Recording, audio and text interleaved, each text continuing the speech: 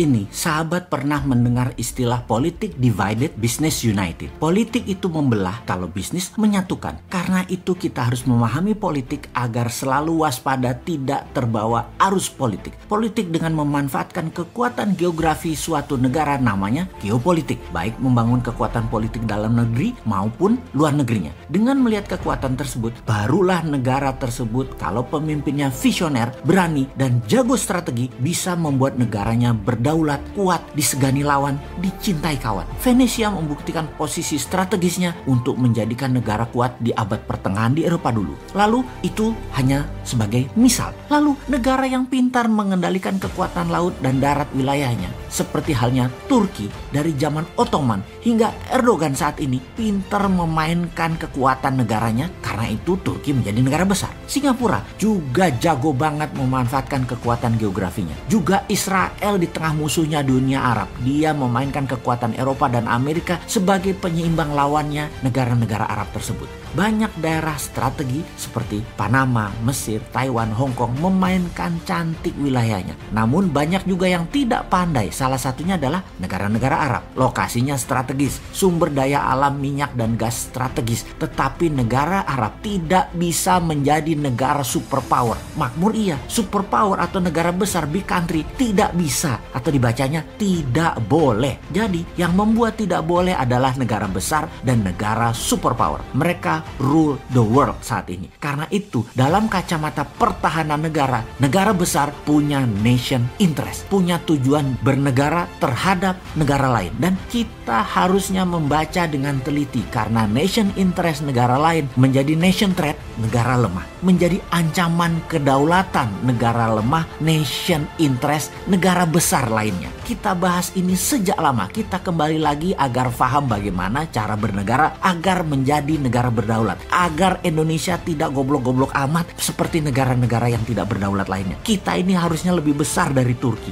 lebih besar dari Singapura, lebih besar dari negara-negara Eropa. Harusnya. Pertama, apa yang harus kita pelajari? Pertama, kita pelajari nation interest setiap negara yang berhubungan dengan Indonesia. Paling besar itu siapa? Maka kalau kita ambil top 3, mereka adalah negara Singapura, Tiongkok, dan Amerika. Tiongkok punya banyak agenda. Satu, karena penduduknya besar. 1,5 miliar manusia yang harus dikasih makan, dikasih sarana kesehatan, dikasih sarana lainnya. Kedua, Amerika yang lapar dengan kekayaan atau pemuja materialisme dan kekuasaan. Terakhir, Singapura yang sesungguhnya tidak ingin mencaplok, tapi ingin hidup damai makmur dengan menggunakan strategi semua teman. Namun tersering mengambil keuntungan terbanyak ya Singapura itu. Buktinya harta terbanyak di ASEAN ada di Singapura. Orang Indonesia juga kalau kaya juga taruh uangnya di Singapura. Kembali ke asalnya. Nation interest Tiongkok nih ya, agar banyak negara suka dengan Tiongkok adalah pertama dengan banyaknya giving, banyak memberi. Kemudian negara yang ditarget dikampanyekan bagusnya Tiongkok, dipropaganda, dan media setempat di negara tersebut dibayar kalau perlu, lengkap dengan buzzer-buzzernya. Bisa ribuan orang berada di sebuah negara hanya membuzzer kecanggihan Tiongkok lewat konten sosmed seperti IG, WA, lewat TikTok, dan banyak lagi. Setiap hari diproduksi video dan berita dipotong-potong yang indah-indah dan disebar agar